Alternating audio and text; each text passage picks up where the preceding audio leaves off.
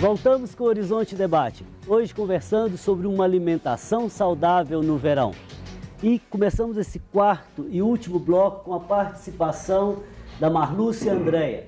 Adorei este tema, tenho um sonho desde criança, ser uma boa profissional, nutricionista. Uma boa alimentação prolonga nossas vidas e vidas saudáveis. Amo esta profissão e espero exercê-la com tamanho respeito que merece. Parabéns pelo tema. Camila, o que é uma vida saudável, vida de qualidade? Uma vida de qualidade é você se manter no seu eixo de equilíbrio e saber fazer escolhas, procurar ajuda, e acho que a equipe multidisciplinar é quem pode auxiliar as pessoas a prevenir e a tratar doenças.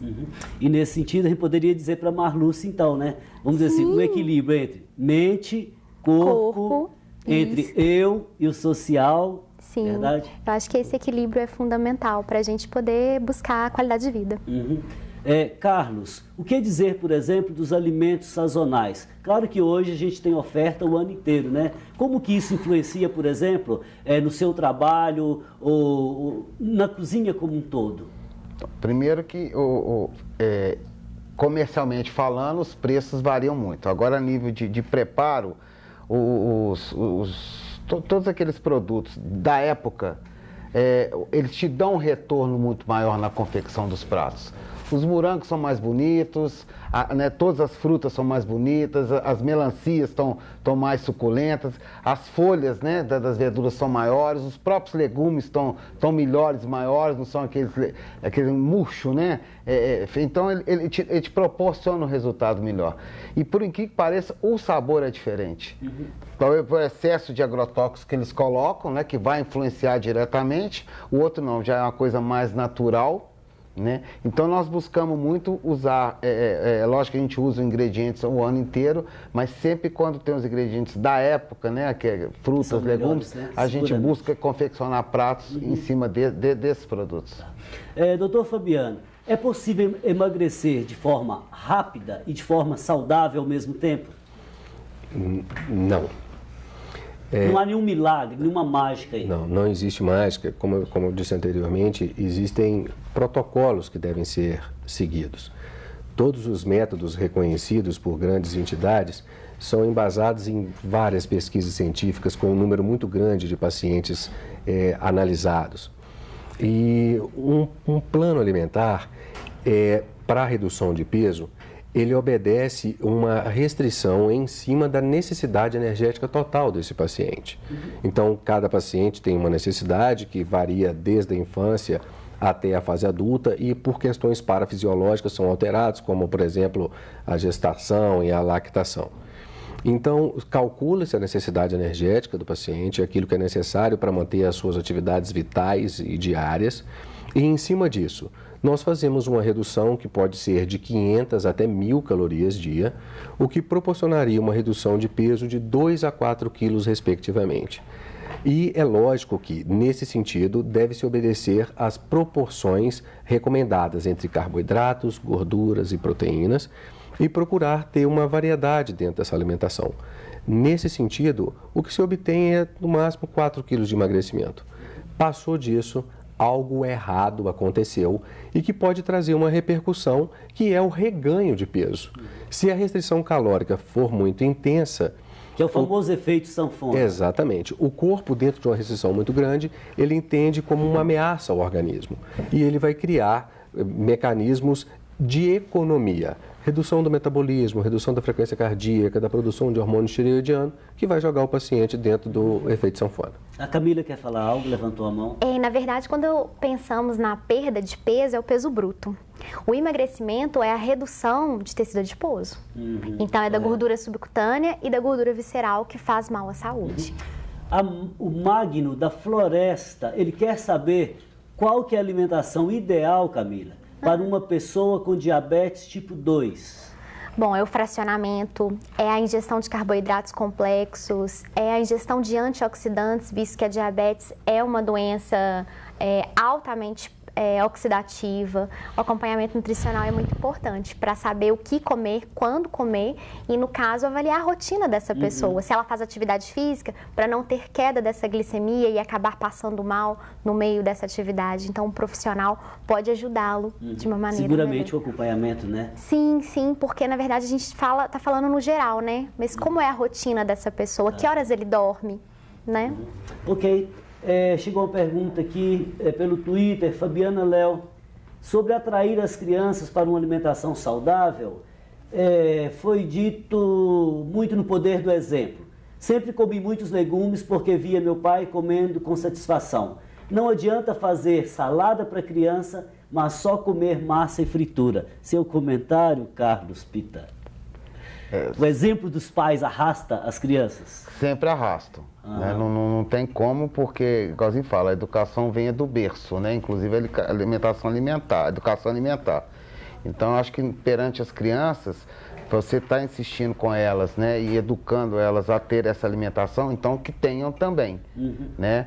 Fazer a criança comer um determinado prato, que ela já disse que não gosta, às vezes até sem provar. Agora, aquilo que você falou antes é muito interessante, ou seja, você cativar a criança com a criatividade e participar junto, né? O exemplo é tudo, né, gente? Você faz a criança estudar cativando, por que alimentar também não pode ser? Pois é, que é uma atividade tão prazerosa. Exatamente.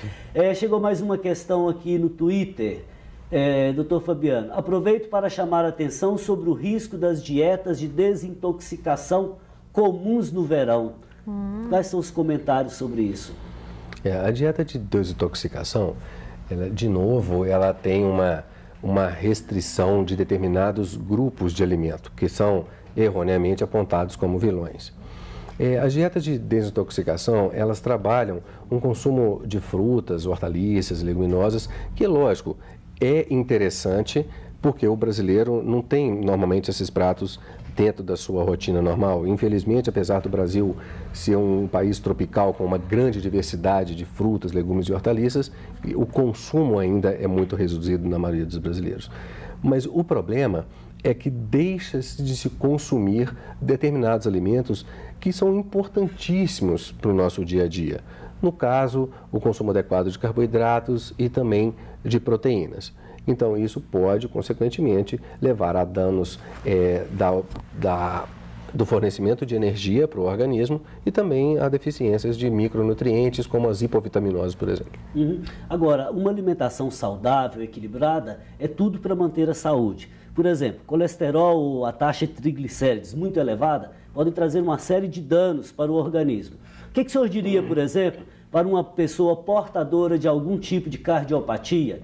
Em que sentido uma alimentação saudável poderia ajudar? Por exemplo, se essa pessoa veio comer com frequência picanha, maçã de peito, coisas gordurosas, e se uma alimentação saudável poderia ajudar essa pessoa a prolongar a sua vida por mais anos? Com certeza, né? Não dá para saber quantos anos, claro. Hipócrates, há muito mais de 2000 anos atrás, nos deixou uma frase que dizia que devemos fazer do nosso alimento o nosso remédio e do nosso remédio o nosso alimento. E isso é o que devemos praticar. Buscar na alimentação aquilo que possa contribuir para uma melhor qualidade de vida, para uma prevenção da saúde, é o que foi dito, por exemplo, nos casos dos alimentos funcionais. No que diz respeito às doenças cardíacas, nós temos, por exemplo, alguns funcionais que são encontrados no azeite extra virgem, em alguns peixes, como a sardinha ou o salmão, que possuem ali substâncias que recuperam vasos que foram alterados pela presença da gordura e que também têm a capacidade de diminuir o nível de colesterol ruim e aumentar o nível de colesterol, do colesterol benéfico para a nossa saúde. E eu entendo que comer é um dos maiores prazeres da vida. E eu estaria mentindo se dissesse que comer errado não é melhor do que comer certo. Né? Bem, mas o que eu entendo é que o que engorda, o que faz mal à saúde, não é a exceção, é a regra. Então, que devemos buscar um padrão de alimentação saudável na maior parte do tempo, mas e isso nos garantiria uma liberdade para que de vez em quando pudéssemos recorrer a alguns outros alimentos. Camilo, o que dizer dos suplementos alimentares? Qual o risco desses suplementos? Os suplementos, assim como toda medicação, deve ser bem orientado. Não se deve utilizá-lo sozinho, porque aquilo que faz bem a uma pessoa faz muito mal a outra. A diferença entre remédio e veneno é a dose. O profissional ele tem que estar bem amparado cientificamente, ter uma noção daquilo que está fazendo, se ele pode prejudicar o paciente, e a pessoa tentar pensar, raciocinar, porque a mídia joga pra gente sempre que existe plantas milagrosas, nutrientes milagrosos, mas sem uma diversidade alimentar, sem uma atividade física regular, não existe. Ok, obrigado, Carlos. Seu recado, sua mensagem para os nossos telespectadores. É que busquem, né, uma alimentação bem saudável, com a boa confecção. É importante aprender a confeccionar as receitas que se predispõem a oferecer às pessoas, né, sejam os parentes. E é importante esse controle alimentar, muito importante. Cozinhar é uma arte. Sempre, sempre. Caros convidados, muitíssimo obrigado. Programa muito rico. Voltem outras vezes para nos ajudar.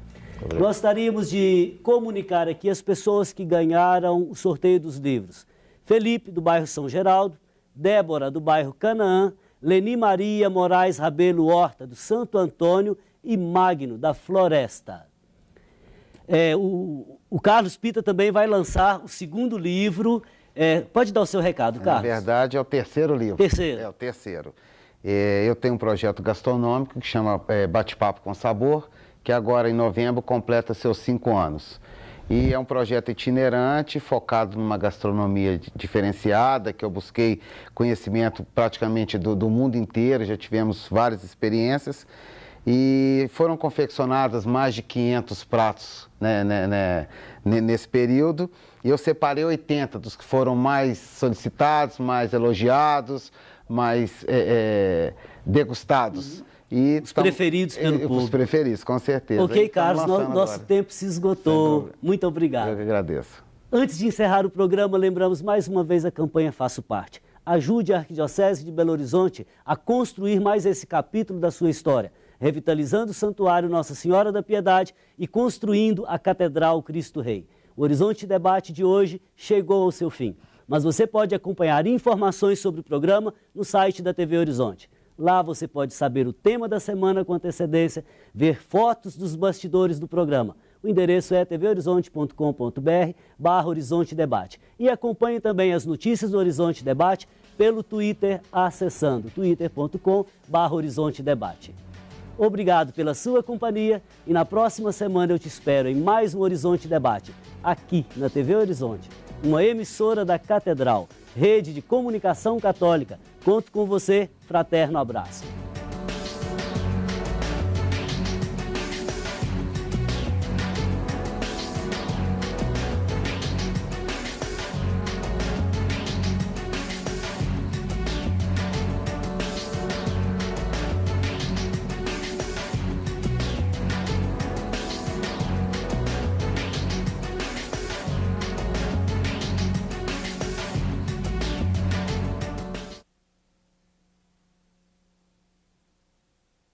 Carlos